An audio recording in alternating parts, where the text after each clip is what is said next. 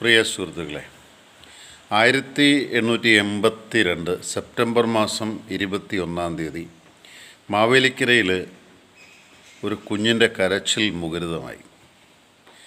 അമ്മ അച്ഛൻ ഏറെ സന്തോഷിച്ചു. കുഞ്ഞ് പുതിയൊരു ലോകം കണ്ടതിൻ്റെ സന്തോഷത്തിൽ പിന്നീട് ചിരിച്ചു കാണാം.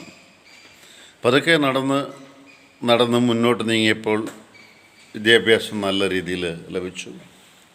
കേരളത്തിന് പുറത്ത് മദ്രാസ്, പിന്നെ പഠിപ്പീർ സെറാംപൂർ യൂണിവേഴ്സിറ്റി, ഇങ്ങനെ വിവിധ മേഖലകളിൽ കാലുറപ്പിച്ച് മുന്നോട്ട് പോയപ്പോൾ സ്വർഗസ്ഥനായ പിതാവിൻ്റെ വിളി കേട്ടുകൊണ്ട് ജീവിതം സന്യാസത്തിലേക്ക് തിരിക്കുവാൻ ആഗ്രഹിച്ചു. അങ്ങനെ 1653 കൂനൻകുരിശ് സത്യത്തോടുകൂടിയും മാതൃസഭയിൽ നിന്ന് വിഭജിക്കപ്പെട്ടു പോയ സഭ തിരിച്ചു പോകാൻ ആഗ്രഹിച്ചു എന്ന സത്യം ഒന്നാം മാർത്തോമ മുതൽ വട്ടശ്ശേരിമാർ ദിവന്യാസ്യോസ് പിതാവ് വരെയുള്ള കാലഘട്ടം വായിക്കുകയും പഠിക്കുകയും ചെയ്യുന്നവർക്ക് മനസ്സിലാകുമായിരിക്കാം. മാവേലിക്കരയുടെ മണ്ണിൽ ഒരു സെപ്റ്റംബർ മാസം 21 ദൈവനിശ്ചയമായി പിറന്ന ഈ സന്താനം, അതാണ് ഇന്ന് മലങ്കര കത്തോലിക്ക സഭയുടെ സിറോ മലങ്കര കത്തോലിക്ക സഭയുടെ നട്ടെല്ലായി നിലകൊള്ളുന്ന മാർ ഇവാനിയോസ് പിതാവ്. മാർ ഇവാനിയോസ് പിതാവ് 1953 ജൂലൈ മാസം 15 ദൈവസന്നിധിയിലേക്ക് തൻ്റെ പ്രവർത്തനത്തിൻ്റെ പ്രതിഫലം എന്തെന്നറിയാനോ, തൻ്റെ പിന്നാലെ നിന്നവരൊക്കെ അവിടെ തന്നെ ദൈവത്തിൻ്റെ സന്നിധിയിലുണ്ട് എന്ന് മനസ്സിലാക്കാനോ നമ്മയൊക്കെ വിട്ടുപോയി. ഇതിൽ നിന്നൊക്കെ മാറി. ഇതൊക്കെ ചരിത്രം പഠിക്കുന്നവർക്കും മനസ്സിലാക്കുന്നവർക്കും പറയാൻ സാധിക്കാൻ എളുപ്പമാണ്. അതുകൊണ്ട് ഞാൻ ഇനിയും പറയുന്നത്, മാർ ഇവാനിയോസിൻ്റെ സഭാദർശനം എന്നത് എപ്പോഴും മനസ്സിലാക്കേണ്ട ഒരു പ്രധാനപ്പെട്ട കാര്യം ഇതാണ്. അദ്ദേഹം സഭാദർശനം ക്രിസ്തു കേന്ദ്രീകൃതമായി ജനസാന്ദ്രമായി, അതേസമയം തന്നെ വിശുദ്ധ ബൈബിൾ അധിഷ്ഠിതമായി സഭാപിതാക്കന്മാരുടെ പഠനങ്ങൾ അധിഷ്ഠിതമായി മുന്നോട്ട് കൊണ്ടുപോയതാണ്. ഇത് 2-3 ശൃംഖലകളുടെ ബന്ധമുണ്ട്. ഒന്ന് ക്രിസ്തുവിനെ, രണ്ടാമത് വിശുദ്ധ ബൈബിളിനെ, മൂന്നാമത് സഭാപിതാക്കന്മാരെ, നാലാമത് അൽമായരെ. ഇതായിരുന്നു അദ്ദേഹത്തിൻ്റെ സഭാദർശനത്തിൻ്റെ ഉൾക്കാഴ്ച. ഇത് വിട്ടു നിന്നുകൊണ്ട് അദ്ദേഹത്തിന് മറ്റ് ചിന്തകളൊന്നുമില്ല. ഇതിൻ്റെ മകുടോദാഹരണമായിട്ട് മനുഷ്യൻ്റെ ബന്ധത്തെക്കുറിച്ച്, അൽമായ ബന്ധത്തെക്കുറിച്ച് മനസ്സിലാക്കുമ്പോൾ അദ്ദേഹം സ്ഥാപിച്ച ബദനിയും മിശിഹാനുകരണ സന്യാസ സമൂഹവും സന്യാസിനി സമൂഹവും നമ്മൾ മനസ്സിലാക്കേണ്ടിയിരിക്കുന്നു. കാരണം എന്താ, ഈ ദൈവത്തിൻ്റെ ശുശ്രൂഷ ഏറ്റെടുക്കാൻ ഇന്ന് ലോകത്തിൽ വിളിക്കപ്പെട്ടിരിക്കുന്നത് മനുഷ്യരാണ് എന്നുള്ള ബോധ്യത്തിൽ നിന്നാണ് അദ്ദേഹം 2 സന്യാസ സഭകളെ, അല്ലെങ്കിൽ സന്യാസിനി സഭകളെ, അതായത് SIZ ആൻഡ് OIC ഇത് സ്ഥാപിക്കുന്നത്. അവിടെ നിന്നില്ല. ജോസഫ് പുഴിഞ്ഞാലച്ഛനോട് ചേർന്നുകൊണ്ട് ഡോട്ടേഴ്സ് ഓഫ് മേരിക്ക് തുടക്കം കുറിക്കാൻ, പുഴിഞ്ഞാലച്ഛനാണ്, ജോസഫ് അച്ഛനാണ് അതിൻ്റെ ഫൗണ്ടർ.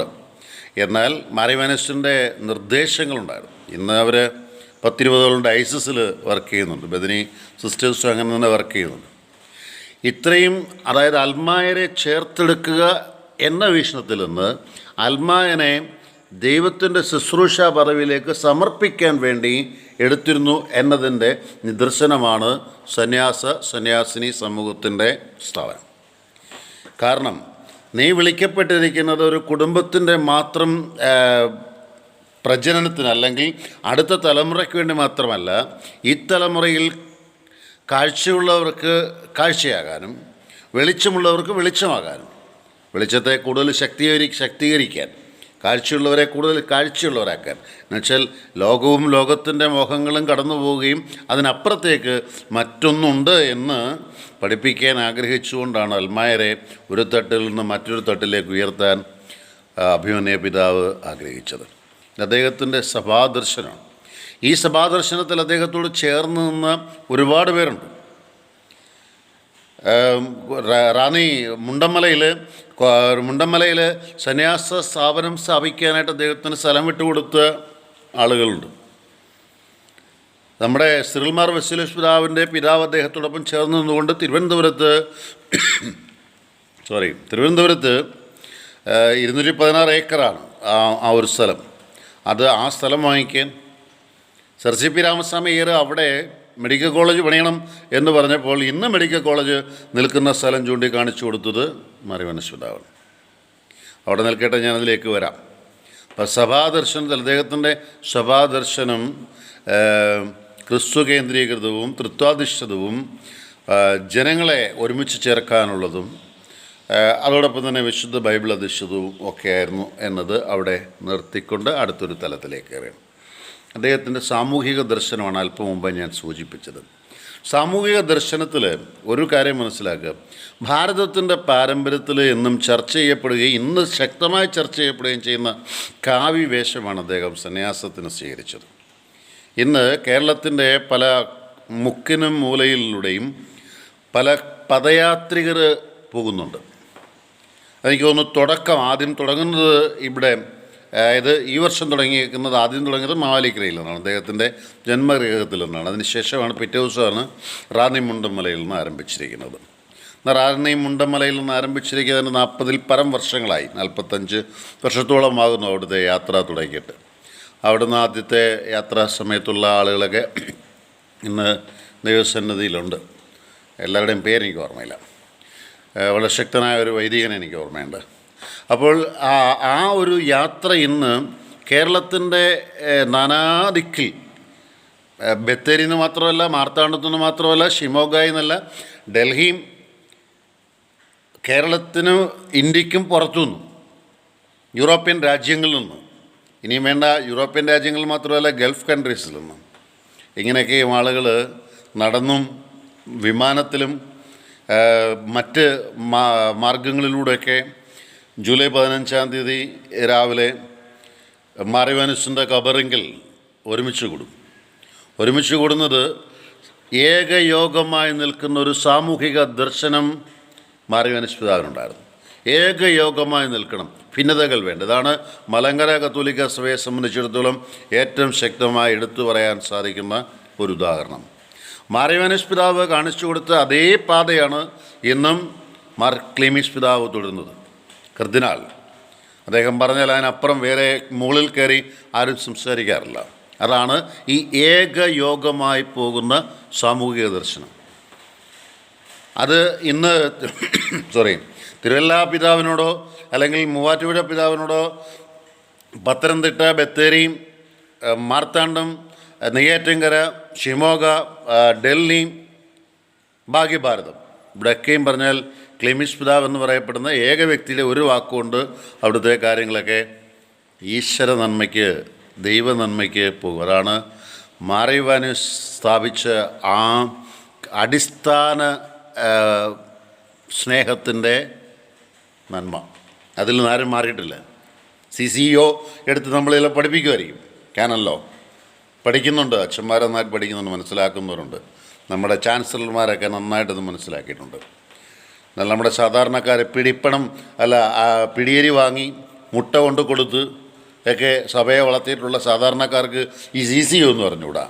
അവർക്കറിയാവുന്ന എന്താ, ഞങ്ങളുടെ അച്ഛൻ എന്തോ പറഞ്ഞു, ഞങ്ങളുടെ സിസ്റ്റർ എന്ത് പറഞ്ഞു, ഞങ്ങളുടെ പിതാവ് എന്ത് പറയുന്നു, അതുമാത്രം. അവരെ കാണുമ്പോൾ കൈമുത്തുന്നുണ്ടെങ്കിൽ അതിൻ്റെയൊക്കെ പ്രത്യേകത മാറിവാനസ് പിതാവിലാണ്.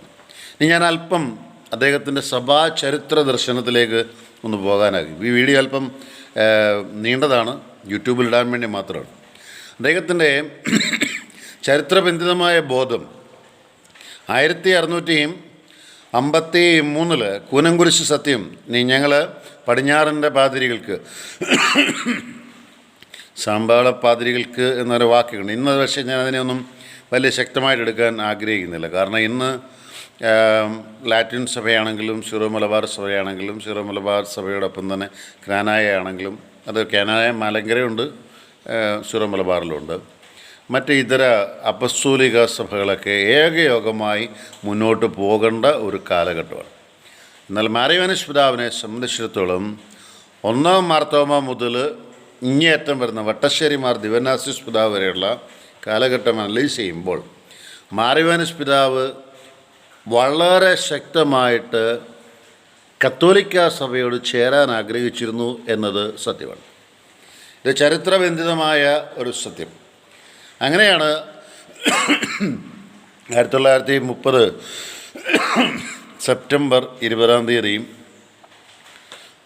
ഏറ്റവും സ്നേഹമുള്ള, അതെനിക്ക് എപ്പോഴും ജെറോം പിതാവിനെ അങ്ങനെ പറയാനേ എനിക്ക് മനസ്സുള്ളൂ. കാരണം അലോഷ്യസ് മരിയ ബെൻസിഗർ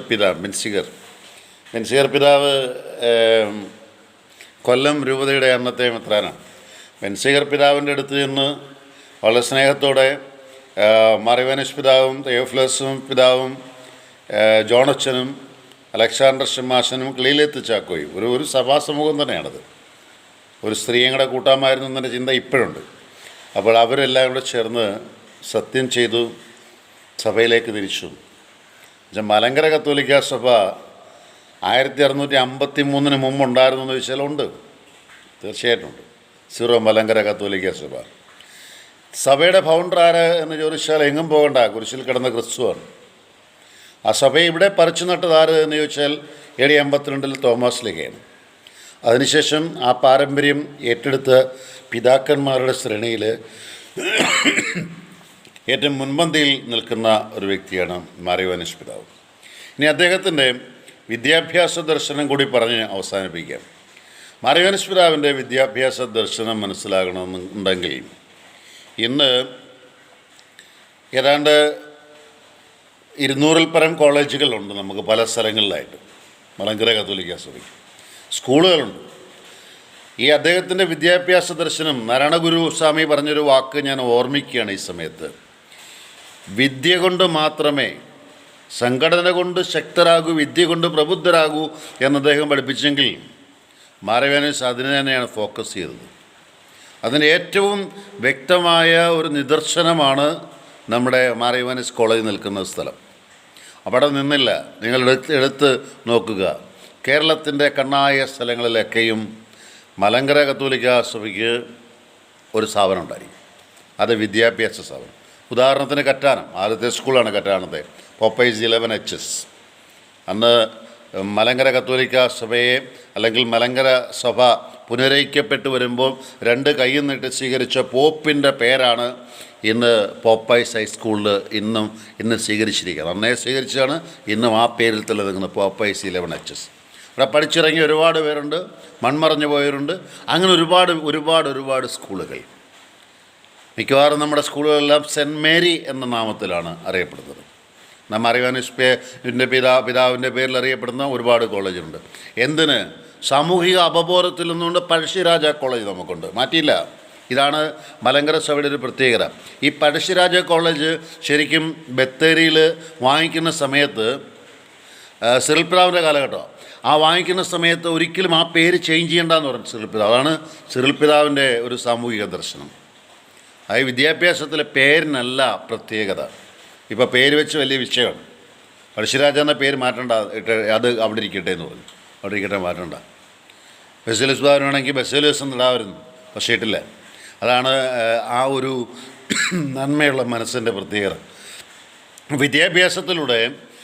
വിദ്യാഭ്യാസത്തിലുള്ള മാറ്റം വരുത്താം എന്ന് ചിന്തിച്ച് ബദനി മിശിഹാനുകരണ സന്യാസി സമൂഹത്തിനും സന്യാസിനി സമൂഹത്തിനും അദ്ദേഹം എടുത്തു കൊടുത്തത് ആത്മീയതയുടെ മഷിത്തുള്ളികൾ മാത്രമല്ലായിരുന്നു.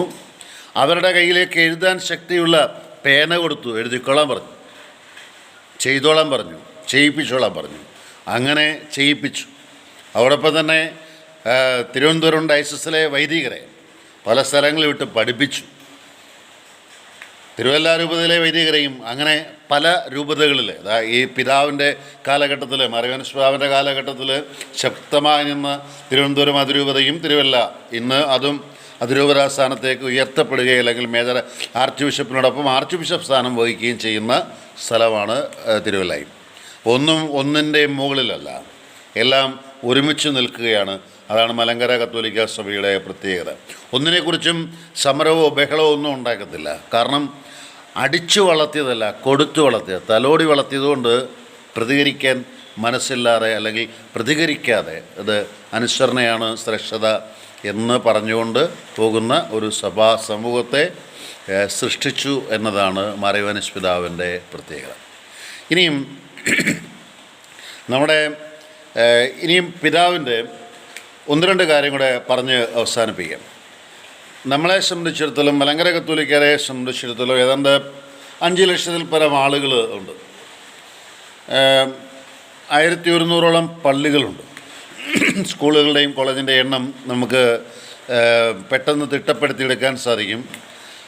സ്കൂളുകളും കോളേജും നമുക്ക് ഏതാണ്ട് എല്ലാം കൂടെ ചേർന്നാൽ ഏതാണ്ട് 10,000-ൽ പരം സ്കൂളുകൾ അല്ലെങ്കിൽ കോളേജുകൾ, മറ്റ് വിദ്യാഭ്യാസ സ്ഥാപനങ്ങളെല്ലാം കൂടെ എടുത്താൽ അത്രത്തോളം കാണും.